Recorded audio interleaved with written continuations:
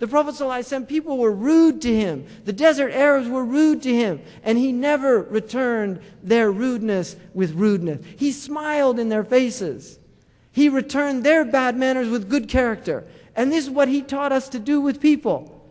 And we have to, it's mujahada, we have to struggle. The sabr is in sadmat al-ula. Patience, when the woman who was in the graveyard, and she was mourning over, and the Messenger of Allah passed by her, and he said that this is a musibah and you should be patient. And she said, you didn't have the tribulation that I had. That's how she answered him. And he just left her. Now look at the character there. He didn't say, don't you know who I am? I'm the Messenger of Allah. You can't talk to me like that. He didn't say that. He saw she was musab. She was in tribulation. He left her to be in her tribulation. He gave her nasiha and she didn't accept it, but he recognized her psychological state. She was in a state that it was not useful or beneficial to continue with her, and so he left her. This is wisdom. This is hikmah. And then he went to his house and somebody came by and he said, don't you know who that was? That was the Messenger of Allah. Suddenly remorse entered her heart. Astaghfirullah. And she went to his house and knocked on the door. Ya Rasulullah, I didn't know it was you.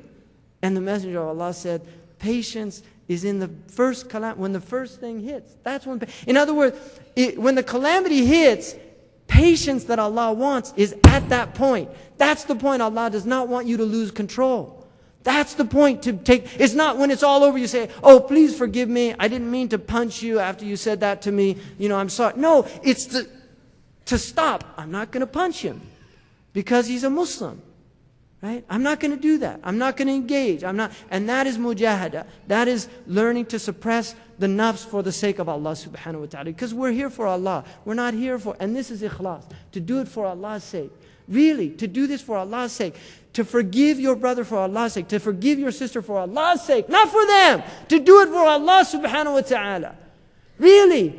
There's people in here that haven't talked to their brother or their sister, or some of them to their mothers and their fathers.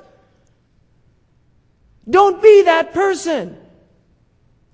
Don't cut off your bloodship bonds. Don't be that person.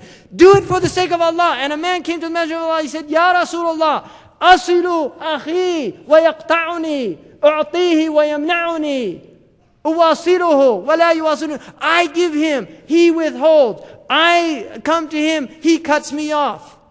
What should I do? He said, that is Sidat al-Rahm, that what you're doing is the right thing, and continue to do it even though he's cutting you off. That's Islam. That's Islam. And it's hard. Don't think this is an easy religion.